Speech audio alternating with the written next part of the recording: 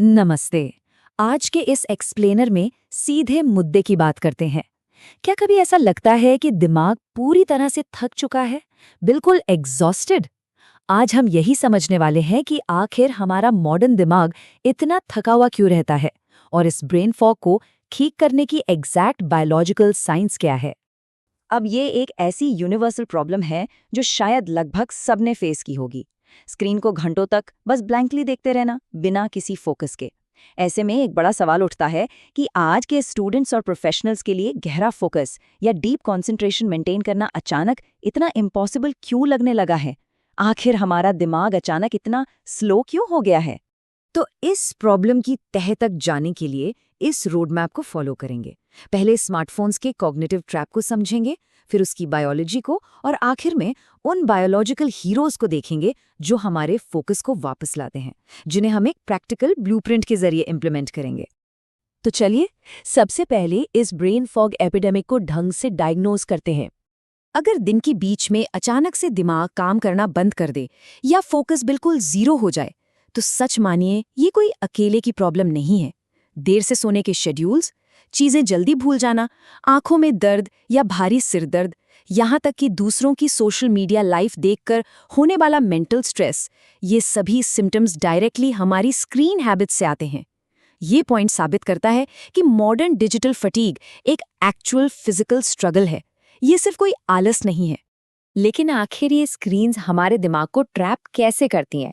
इसकी actual biological working समझना सच में काफी इंटरेस्टिंग है। सबसे पहले आता है डोपामीन ओवरलोड। जब हम लगातार शॉर्ट फॉर्म कंटेंट जैसे रील्स या शॉर्ट्स स्क्रॉल करते हैं ना, तो दिमाग के रिवॉर्ड केमिकल में कंटिन्यूअस स्पाइक्स आते हैं। हमारा दिमाग इस क्विक कंटेंट का आदी हो जाता है। इसका असर ये होता है कि शॉर्ट टर्म में तो मजा आता है, लेकिन लॉन्ग टर्म फोकस पूरी तरह क्रैश कर जाता है। और यही वजह है कि अचानक से कोई बड़ा स्टडी सेशन या लॉन्ग टर्म प्रोजेक्ट बहुत ज्यादा बोरिंग लगने लगता है, क्योंकि ब्रेन लगातार उस क्विक डोपामीन हिट को ढूंढ रहा होता है। और इसी के साथ एक और चीज जुड़ती है, मेलेटोनिन डिसरप्शन। हमारे मोबाइल डिवाइसेस से जो ब्लू लाइट निकलती है, वो सीधा हमारे स्लीप हार्मोन यानी मेलेटोनिन को सप्रेस कर देती है। नतीजा क्या निकलता है? नींद लेट आती है, अगले दिन एनर्जी लो रहती है और दिमाग ढंग से काम नहीं करता। ये खराब नींद और सिवियर आई स्ट्रेन मिलकर समय के साथ उस मेंटल स्ट्रेस और एंजाइटी को कई गुना बढ़ा देते हैं। अब यहाँ एक बहुत ही क्रूशल पॉइंट है। इस धुंध या ब्रेन फॉग को दूर करने के लिए लोग अक्सर ढेर सारी कॉफी या एनर्जी ड्रिंक्स का सहारा लेते हैं। लेकिन दिमाग को सच में अनलॉक करने का अल्टीमेट हैक कोई ड्रिंक नहीं है, बल्कि मूवमेंट है। असल बायोलॉजिकल सॉल्यूशन बिल्कुल अलग ही डायरेक्शन में काम करता है। और यही चीज हमें इस कहानी के बायोलॉजिकल हीरो की तरफ ले जाती है, मूवमेंट, जो दिमाग के लिए एक फर्टिलाइजर की तरह है। यहाँ एक्चुअल मैजिक होता है BDNF की वजह से, यानी ब्रेन डिराइव्ड न्यूरोट्रॉफिक फैक्टर। इसे दिमाग के लिए एक नेचुरल फर्टिलाइजर की तरह समझ लीजिए। जब भी डायनामिक एरोबिक एक्सरसाइज होती है, तो ये पावरफुल प्रोटीन रिलीज होता है जो एग्जैक्टली हमारे हिप्पोकैम्पस में नए ब्रेन सेल्स ग्रो करता है। जैसे ही कार्डियोवैस्कुलर एक्सरसाइज से प्रीफ्रंटल कॉर्टेक्स में ब्लड फ्लो और ऑक्सीजन बढ़ता है, दिमाग की शार्प डिसीजन मेकिंग और मेमोरी रिटेंशन में जबरदस्त जंप देखने को मिलता है। अगर इन दोनों सिचुएशंस को कंपेयर करें, तो डिफरेंस बिल्कुल साफ है। एक तरफ है स्क्रीन टाइम वाला डोपामीन, जो पल भर की खुशी तो देता है, लेकिन लंबा फोकस छीनकर स्ट्रेस को बढ़ा देता है। वहीं दूसरी तरफ है एक्सरसाइज से मिलने वाले न्यूरोकेमिकल्स।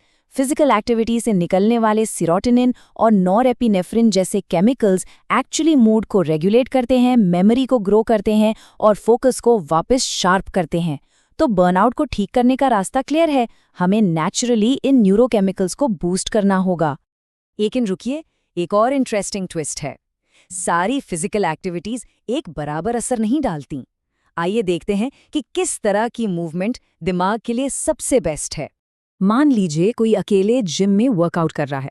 ये डिसिप्लिन और डेली स्ट्रक्चर बनाने के लिए तो एब्सोल्युटली एक्सीलेंट है, क्योंकि इसमें फिजिकल एफर्ट काफ़ी प्रिडिक्टेबल होता है। लेकिन बास्केटबॉल या खो-खो जैसे स्ट्रेटेजिक टीम स्पोर्ट्स की बात अलग है। ये दिमाग पर एक अनप्रिडिक्टेबिलिटी डालते हैं। इन खेलों में अचानक डिसीजंस लेने होते हैं, एग्जैक्ट डिस्टेंस कैलकुलेट करना पड़ता है, स्पेशल अवेयरनेस रखनी पड़ती है और सेकंड्स के अंदर अडेप्ट करना पड़ता है। ये fast pace sports actually real world creative problem solving को एक मैसिव बूस्ट देते हैं। तो सवाल है, इस पूरी कॉम्प्लेक्स न्यूरोसाइंस को हम अपनी डेली लाइफ में प्रैक्टिकली कैसे उतार सकते हैं? चलिए इस एक्शन ब्लूप्रिंट को देखते हैं। इसे डेली टाइमलाइन में काफी इजीली फिट किया जा सकता है। सुबह की शुरुआत एक 20 मिनट की ब्रिस्क वॉक या जॉग से हो तो पूरे दिन के लिए फोकस लेवल्स तुरंत स्पाइक हो जाते हैं। फिर दिन के बीच में जब दिमाग बिल्कुल थकने लगे या लगाए कि अब और सोचना मुश्किल है, तो अपनी जगह पर ही कुछ पुशअप्स या स्क्वाट्स कर लेने से ब्लड फ्लो वापस रिस्टोर हो जाता है। और वीक में 1 या 2 दिन कॉम्पिटिटिव स्पोर्ट्स जरूर खेले जाएं जो कि मेंटल रेजिलियंस बिल्ड करते हैं।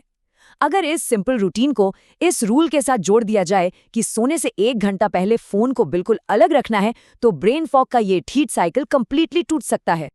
और अब इस चर्चा को एक आखिरी काफी इंपॉर्टेंट सवाल पर छोड़ते हैं।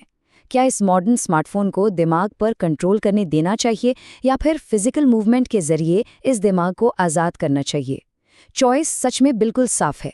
या तो इस डिजिटल फटीग को ऐसे ही चलने दिया जाए या फिर अपनी फिजिकल हैबिट्स को आज ही बदलकर पीक मेंटल परफॉर्मेंस हासिल की जाए।